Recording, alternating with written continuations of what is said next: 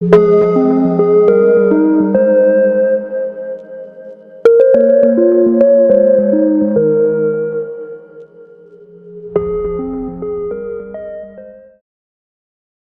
1. You will hear a man inquiring about joining a cricket club. First, you have some time to look at questions 1 to 6.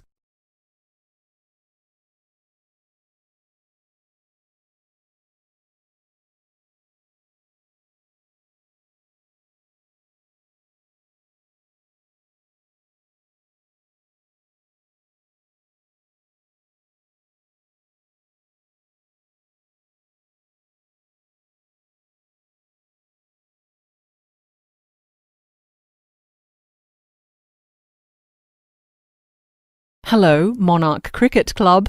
Can I help you? Yes, I'm new to the area and I was hoping to join your cricket club. As a player or just a club member? Well, both actually. If I could get onto a team, that would be great. Well, you've called at the right time of year. We have tryouts next week. Let's get you an application to join the club as a member first. Then you qualify to try out. What's your first name? George. Okay, George. Great. And what is your surname? Abbott. George Abbott. That's A-B-B-O-T. Often people think it's spelled with 2 T's at the end, but it isn't. Thank you, Mr. Abbott. Now, what is your date of birth? Actually, it's my birthday today. I'd completely forgotten with the move and everything. Oh, many happy returns. So it's the 18th of March. Can you tell me the year, please? Of course, I was born in 1990. Excellent. We are always happy to get some young blood into the club. Now, as far as membership goes, do you know any of our current members? We generally like our members to be introduced to the club. I don't know anyone really. I've just moved to the area. My new neighbour, Max Blythe, suggested I join. Is he a member? Yes, Max has been with the club for many years. I'll check with him, of course, but I'd say we could put him down as your introducing member. So you live on Angel Drive then? Yes, number 46. Oh, the old Martin house. How are you finding it? It's great. The garden is going to need a lot of work though. But we did buy the place because of the beautiful trees it has. I think I'm really going to enjoy living in this area. It's so peaceful.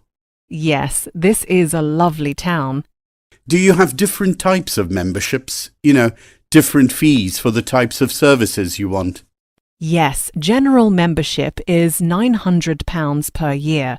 That gives you access to the clubhouse and restaurant and 2 free tickets to all home matches. Is there any discount if I'm playing cricket for the club? That's what happened at my last club. No, the price is the same, but you get access to the gym and swimming pool for no extra charge. All right then. So if I don't make the team, do I pay extra for the gym? I really need to join one, and usually the gym costs at a club are much cheaper than a regular gym. Yes, it's an extra £500 per year. Let's sign you up for general membership for now, and if you don't make the team, we can add on the gym fee later. That sounds like a good idea. By the way, what do you do for a living? I'm a new intern at the local hospital here. A what? I'm a doctor at the hospital. That's why I've moved here for the job. My wife is a lawyer, but she hasn't found a job here yet. Before you listen to the rest of the conversation, you have some time to look at questions 7 to 10.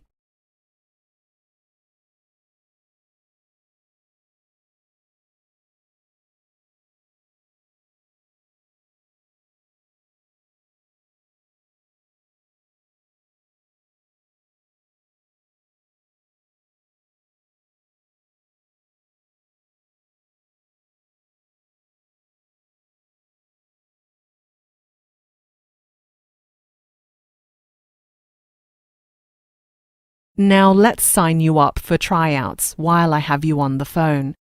Yes, when are they? This Saturday on the Oval at 9 a.m. Are you a bowler or a batsman? Or perhaps you are an all-rounder? I wish I were an all-rounder, but no, I'm a bowler. That's interesting. We are always looking for bowlers. And what was the last team you played for? I played the last 3 seasons with the Hillside Cricket Club in Dorset. That's where I was living until I moved here. I was born in the village of Hillside. In Dorset, did you say? Is that D-O-R-S-E-T? Yes, we actually won the county championship last year. How many years have you been playing cricket? All my life, really, but I've been playing competition cricket 17 years. Most people start when they are around 15 years old, but I started younger. OK, thank you very much. I'll give this information to the coach, so he will be expecting you on Saturday. Then you can come into the clubhouse and finalise your application. So, will I see you on Saturday? Yes, see you then. Goodbye. That is the end of part 1. You now have half a minute to check your answers.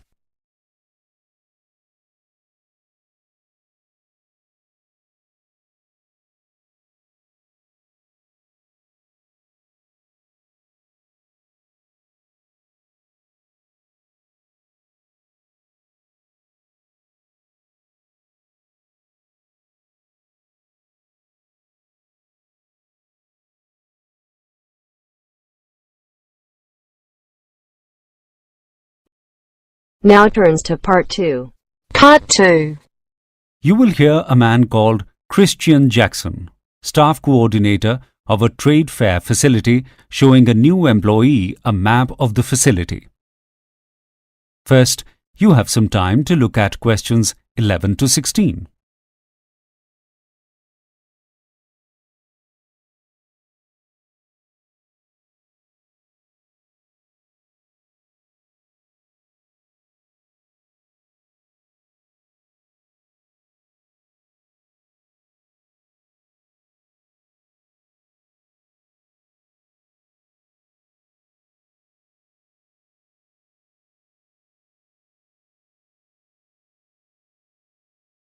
Welcome everyone to this year's Sales Motivation Conference. I can already see a lot of faces that I recognize from previous conferences. So welcome back. And to all the new delegates, welcome. We hope that you gain a lot over the next 4 days. Boost your confidence and get lots of energy to go back to your jobs refreshed and ready to sell. We have 12 motivational speakers here for the conference, all ready to give you their ideas and tips for how to improve your sales performance. The keynote speaker is world-famous motivational star Melissa Foreman. She's going to open the conference today directly after I speak to you, and then she will have 4 two-hour sessions, 1 this afternoon and the other 3 on the mornings that follow at 11 a.m. Her presentation is called Bounce Back, and it is an entertaining talk about how to take the knockbacks and refusals, how to turn them around, and how to succeed in the long run. When you attend Melissa's talk, you will also have the opportunity to buy a signed copy of her latest book, with the same title as her presentation, at a discounted rate. Melissa is giving the same talk 4 times. So we ask that you only attend her talk once so others are able to get to see it. I know that many of you have decided to attend this conference just to hear Melissa speak, but make sure you make the most of the other great motivators on our roster, who all have incredibly inspiring offerings. There are 4 lecture halls here at this venue, and there will be 3 sessions per day, 2 each morning and 1 in the afternoon, from 9 to 11, from 11:30 until 1:30, and then from 3 until 5 p.m. Each speaker will be giving their presentation 4 times, so over the next 4 days, If you attend 3 sessions a day, you should be able to attend 1 presentation from every motivator. You might not all be able to achieve this because not only do we have talks from speakers, but quite a few interactive workshops where you will be able to work on your selling skills together. As you know, the theme of this conference is making the buy. With this, we mean putting the focus on the buyer. Often, sales methods are based on making the sale and using high-pressure techniques. This hard sell strategy is stressful for both the salesperson and the buyer. We want to help you find ways of making the buyer come to you after your initial pitch, making them feel more in control of a purchasing situation, and ultimately more willing to buy product from you. Whether you are selling insurance, cars, clothing, or electronics, this conference will teach you skills that you can take away and put into practice. If your sales have been in a lull, we are hoping that the next few days will get you feeling positive and proactive again. We want to send you back out into the world completely prepared to work as the top salespeople in your fields. Before you hear the rest of the conversation, you have some time to look at questions 17 to 20.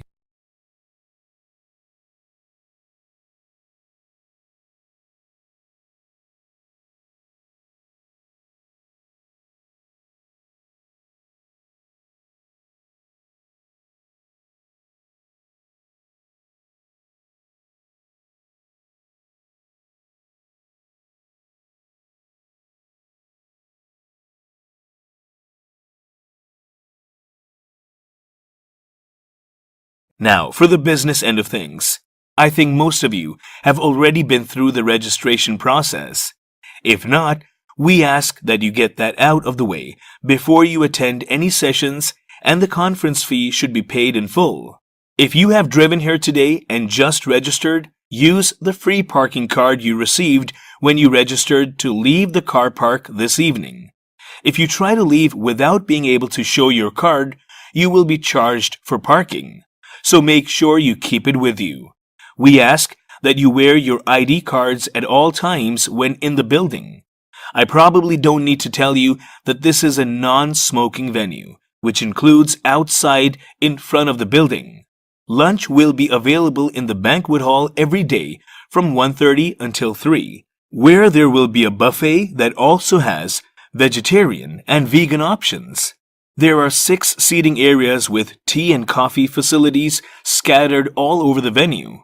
There are also plenty of power stations to charge your phones and laptops. We ask that all telephones be turned off during sessions, and any recording of sessions is not permitted. If anyone has any questions, the registration desk will be staffed for the entirety of the conference, and they will help you with anything you need. So again, welcome to our motivational conference, and we hope the next few days will get you all fired up to and ready to succeed in a very competitive and fast-paced work environment. That is the end of part 2. You now have half a minute to check your answers.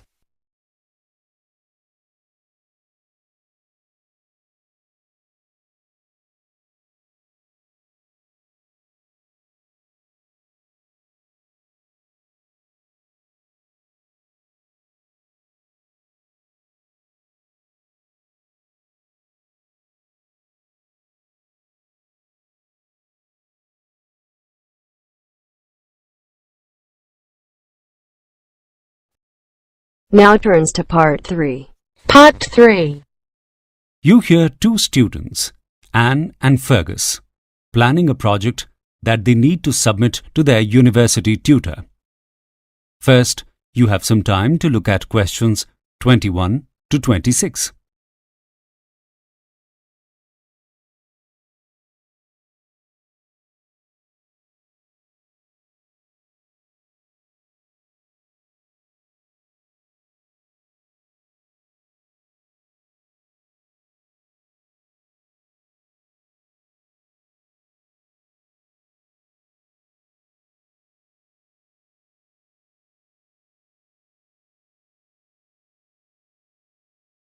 I'm glad I'm doing this project with you, Fergus. I think we will work very well together. How do you think we should go about it? I really like the idea of a project on how potato crisps are made. I did find the whole production process a bit complicated in the lecture, though. It may only take about 15 minutes to get from potato to crisp in a sealed bag, but there are a lot of steps in that process. I think it would be clearer to us if we draw up a flowchart. Then we can see what pieces of machinery are needed for each point in the process. Good idea. I remember that the potatoes they use have to be less than 24 hours out of the ground, so they need to be transported by truck to the factory very quickly. Then, once they come off the truck, they are put straight into the crisp-making machine. And that's a continuously moving conveyor system that passes the potatoes through numerous barrels, tubs, funnels, and fryers. I just can't remember the order. Well, it's quite amazing, all completely automated. After the potatoes are loaded onto the conveyor belt, they pass through rolling barrels that brush the dirt off them. Then they travel along a water canal to the peeler. The peeler takes the skin off, right? Yes, the potatoes tumble around abrasive rollers until the skin is removed. My notes say the peeler can skin 12,000 pounds of potatoes an hour. Then they move on to another conveyor that separates the potatoes into sizes.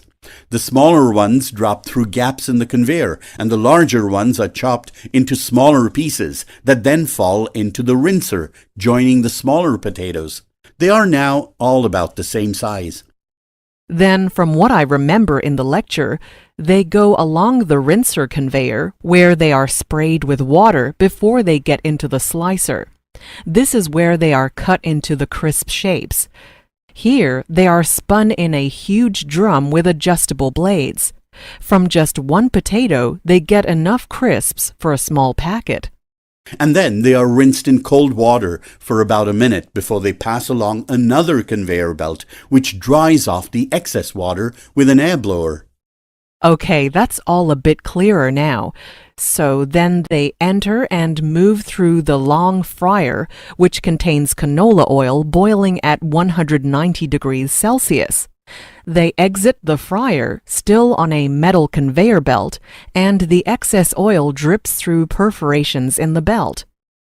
After that, they pass through an electronic scanner, which identifies any brown spots or defects and blows individual chips off the conveyor belt with air pressure. It's amazing. Yes, that electronic scanner is genius. No more burnt crisps in the packet. Then they get a shower of salt and are sprayed with flavorings before dropping through a funnel. The funnel weighs out portions to be packaged. These portions then drop into bags that get heat sealed. And there you have a packet of crisps. Before you hear the rest of the conversation, you have some time to look at questions 27 to 30.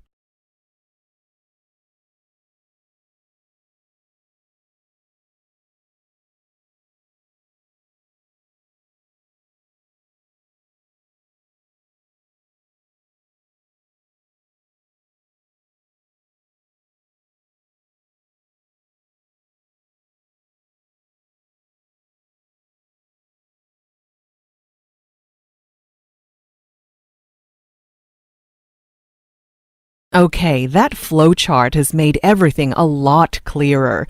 Now our project is to come up with some way to reduce the amount of water consumption in the process. How are we going to go about this? We definitely need to visit a factory ourselves and talk to the people who run the machines. I want to find out why the slices need to be in cold water for 1 minute. This might be a part of the process that we could reduce. Perhaps the conveyor belt could be shorter here if we can, say, get the time down to 30 seconds and save that amount of water. Or we could recycle the water from that process, which is relatively clean, for the first rinsing step before the potatoes are peeled. What do you think? It's only the stage where the last of the dirt is being taken off. That's brilliant. Now the assignment doesn't have to be on the part of the process that involves frying and packaging. It is the preparation section that we need to focus on. Once we decide on the modifications to be done to the machine, we have to present them in design form. You are much better at that than me. I can write most of the text to go with it. That's fine with me, as long as the ideas come from both of us. Fergus, can you also arrange the factory visit? Then we can go together. I can't wait to see the machines in action. That is the end of part 3. You now have half a minute to check your answers.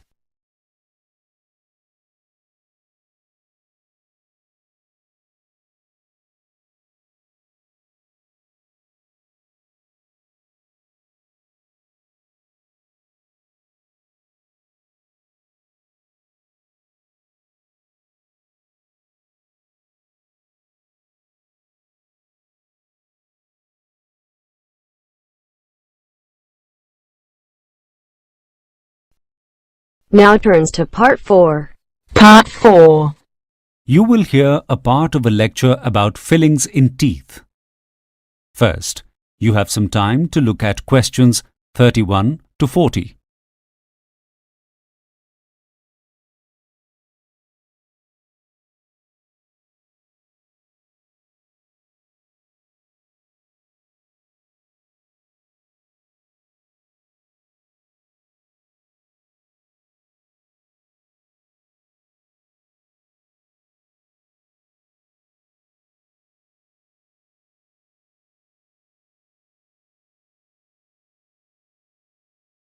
Today, we are going to look at how tooth decay is managed through the repair of dental caries by inserting cavity fillings into teeth. Statistically speaking, quite a few of you in this lecture theater would have fillings in your teeth. But being on the receiving end of a filling does not necessarily mean you know what is being done in your mouth. Tooth decay destroys the surface layer or the enamel of a tooth. This usually occurs in the natural crevices of the occlusal surfaces, or the areas where the teeth touch, in the back molars of the teeth. The decay is caused by a buildup of bacterial matter called plaque, which breaks down the enamel surface. There are varying degrees of this decay. It may just affect a very superficial part of the enamel layer of the tooth, in which case the affected enamel can be simply ground down to reveal undamaged enamel. If the decay passes through the hard enamel layer and into the softer layer under it, called dentine, a cavity filling will need to be done. Should the cavity go as far as reaching the delicate, living pulp of the tooth, at the center of the dentine layer, a more aggressive type of procedure called a root canal filling is required, which involves destroying the pulp and the nerve endings and blood vessels it contains and completely filling the large cavity that is left. Another option is to remove the tooth entirely and replace it with a dental implant, a metal post which is surgically embedded into the jawbone so that the prosthetic replacement tooth can be attached to it. Let's look at the most common procedure, which is a cavity filling for a tooth where the dentine layer has been compromised. The dentist cleans away the remaining decay in the tooth with a drill after the patient has received a numbing local anesthetic. This removal of decayed enamel and dentine prevents further damage, but the tooth now needs to be repaired with a filling to make it sound again.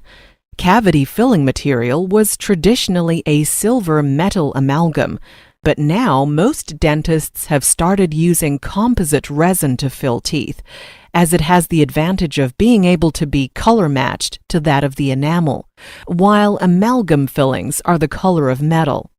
In the past, amalgam fillings were the more durable option, but now configurations of composite resin have been developed, which are nearly as durable. A composite resin filling is injected into the prepared cavity in a paste form with a pump syringe that allows the dentist to fill the cavity in layers of the resin. Each layer is hardened separately by curing it with ultraviolet light in a process called photopolymerization. This means the paste can mold exactly to the shape of the cavity. After the final layer, the dentist then shapes the surface to match the natural occlusal surface of the tooth. Amalgam is used to fill the teeth in a similar way. Silver amalgam is a combination of silver, tin, and mercury and is mixed in a machine in the surgery before being inserted. Remember, the composite resin arrives already mixed in a pump syringe. With an amalgam filling, the dentist needs to remove more of the tooth to create retention grooves. This means carving certain angles and bevels into the teeth so that the filling locks into the structure of the tooth, a bit like a jigsaw. In this way, it is less likely to fall out. This is not necessary with composite resin, as it uses a chemical bonding process, rather than relying on more mechanical retention. The amalgam is packed tightly into the cavity and then molded and carved to fit the shape of the tooth surface. It takes about 24 hours to harden completely, so the patient needs to avoid chewing in that time. The important thing for both processes is that all the decaying tooth matter is completely removed before the tooth is filled, or the decay may return under the filling and might result in the loss of the tooth. The choice of whether to have composite resin or amalgam fillings can be decided upon the balance of a number of factors. Composite resin fillings are more aesthetically pleasing, as they are the same color as the teeth, and their insertion means that less tooth matter needs to be removed. So the teeth are less compromised in terms of strength and durability. Also, composite resin does not contain mercury, which is of concern to many patients. Amalgam fillings, however, are less expensive and more durable. That is the end of part 4. You now have half a minute to check your answers.